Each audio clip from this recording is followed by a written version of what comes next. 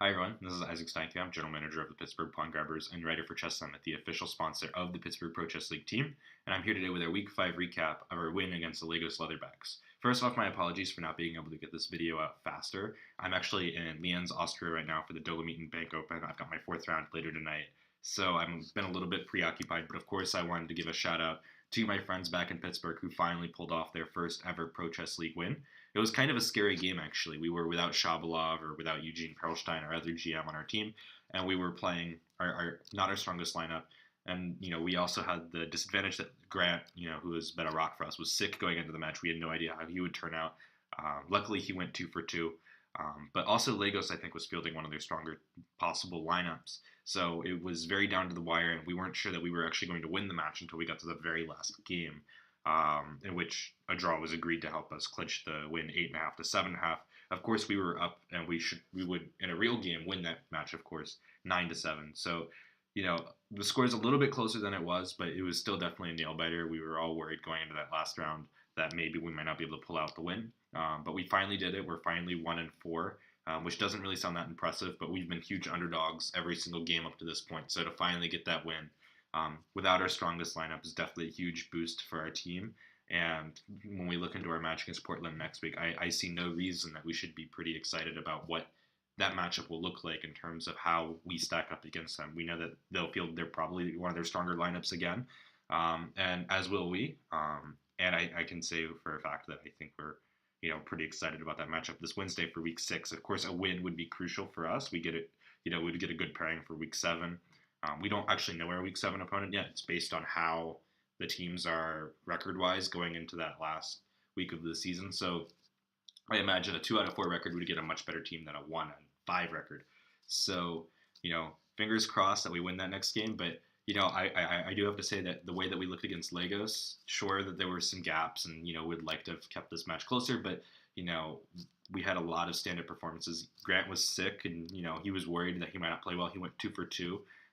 David, who was our man of the match, he went 3 out of 4, 2 wins, 2 draws, didn't lose a single game. So he made sure that we could keep points going on throughout the match.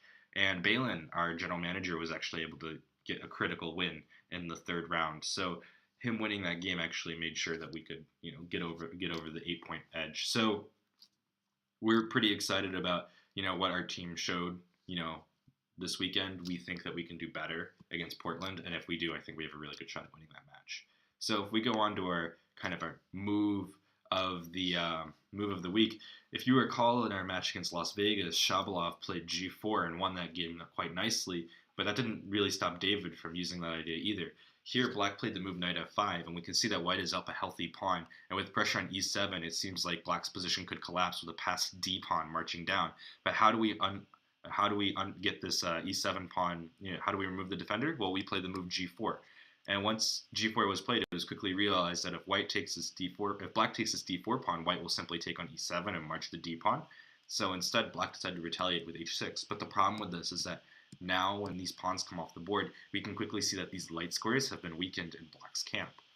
White played Knight takes G5, Queen to F4 was played, and after Queen G3 offering a simple queen trade, the idea being that E7 will be weak forever and the E6 square will be great for the knight, Black decided to play Bishop takes D4, Rook to E2 was played to protect F2, Rook to C1 check, Rook takes, Queen takes, but now all of Black's pieces are on the wrong side of the board. So after King G2, Bishop takes B2, White simply played Queen to H4, and there's no simple way to defend against mate. In the game, Black actually missed the idea altogether and allowed Queen H7 mate, but it's not so clear how Black can effectively stop this idea. Queen H7 is coming by force, and even to F7, E7 is dropping.